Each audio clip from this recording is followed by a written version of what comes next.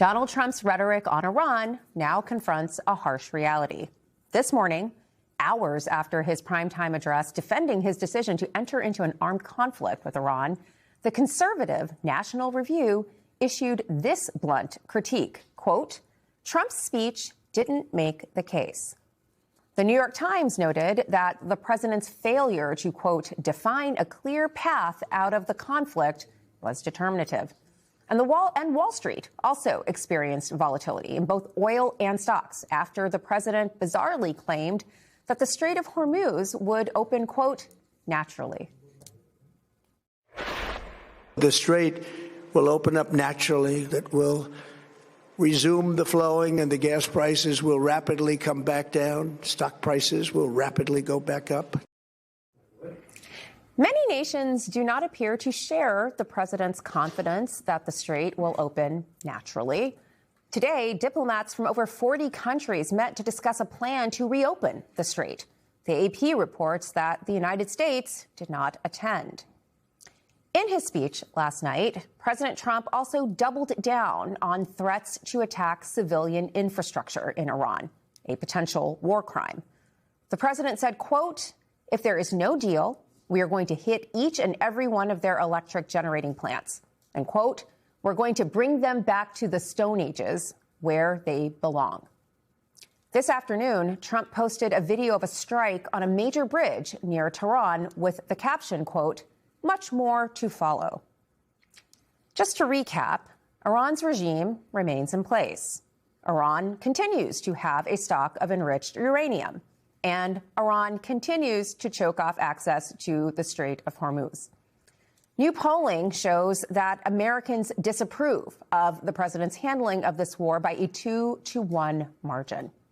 Joining me now to discuss all of this is Paul Rickoff, national security and political analyst, the host of the Independent Americans podcast, and the founder and CEO of Independent Veterans of America. Paul, help me understand, how is the Strait of Hormuz going to open naturally? How does that work? It won't, and it's not working. And I think it's the flashpoint for kind of the world's gas station. Mm-hmm. And this, I think, is maybe the most important pain point for Trump politically. Obviously, gas prices are now surging toward $5. The entire world is facing a potential energy crisis. And I think it's the epicenter of how much he screwed this whole thing up. Yeah. I mean, the world can see that he has not only failed to rally the world and failed to put forward clear objectives, he's losing control of the story. Mm-hmm. And I think that's where you see some desperation. Last night was a total debacle. It was a thud. It was a nothing burger. And it was very unlike Trump because he didn't really make any news. Mm-hmm. He tried to snatch the microphone and ram his rhetoric and his rationale down the country's throat, but he looked old. He looked tired. He was meandering and unfocused. It was a moment where I felt old and tired right? at the end of it. I mean, the only good news was it was only about 20 minutes long, right? So by his standards, it was pretty short. But he didn't make any news on announcing ground troops, which is also some good news. We could have seen that. Right. But I think folks who were hoping to get inspired, hoping to get moved, or hoping to hear it was over, got nothing. And I would even argue that the networks should reconsider whether they give him airtime in prime time for a speech like that. But he's trying to rip back the narrative. He's trying to control the story. And the war is going sideways. The lid is off now, and he can't control it. And even if he did pull out troops tomorrow and he stopped the bombing, which is what I think most of the country wanted to hear, this carnage and the violence wouldn't stop. And that's why he's totally lost control of it. Well, to your point about him losing control of the narrative, 40-plus countries met today to figure out what to do about the Strait of Hormuz, which, as you say, is a major conduit for the flow of oil throughout the world. So this is now a global energy crisis, not just something that's affecting us, although Americans are definitely feeling the pain of this. What do you make of the fact that our allies and other countries are banding together without us in order to address this problem? I think this is a new normal.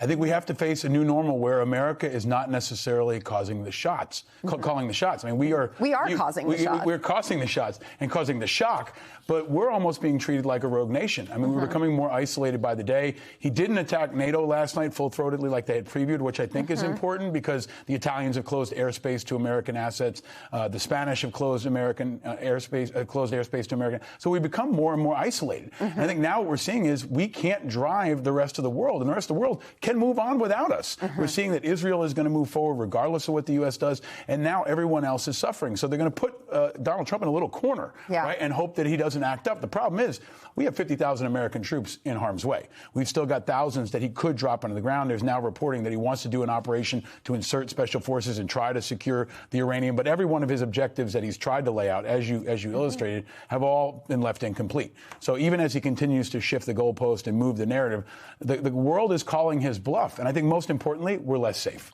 right? So, we're more isolated, we're less safe, and it's getting worse by the day. So the president was supposed to clarify why we're in Iran and what the path forward is. Did he make the case yesterday? And if he didn't, what new questions do you now have? No, he didn't clarify anything. I mean, even worse, he made it more murky. And I think that's really the problem, especially within his base where Republicans are jumping ship. I mean, this is his Hurricane Katrina moment, right? This is his Afghanistan moment for Biden, where his base is giving up. They said they've had enough. And now we've got a unifying moment where most of the country is actually united on something, opposing the Iran war. And I think the real thing we have to ask is he still going to try to go for Cuba? Is he still going to continue a forever war? Because it is that. It's much bigger than Iran. It's a forever war, and that's exactly the opposite of what he promised when he ran for re-election. This is not Donald the Dove. No. I mean, this is a 2.0 on steroids that's mangled and meandering. And most importantly, his base is pushing back, and they've had enough. Everybody wanted to hear last night that he was going to stop, and he didn't stop. He said he's going further, and that's why especially conservatives are pushing back.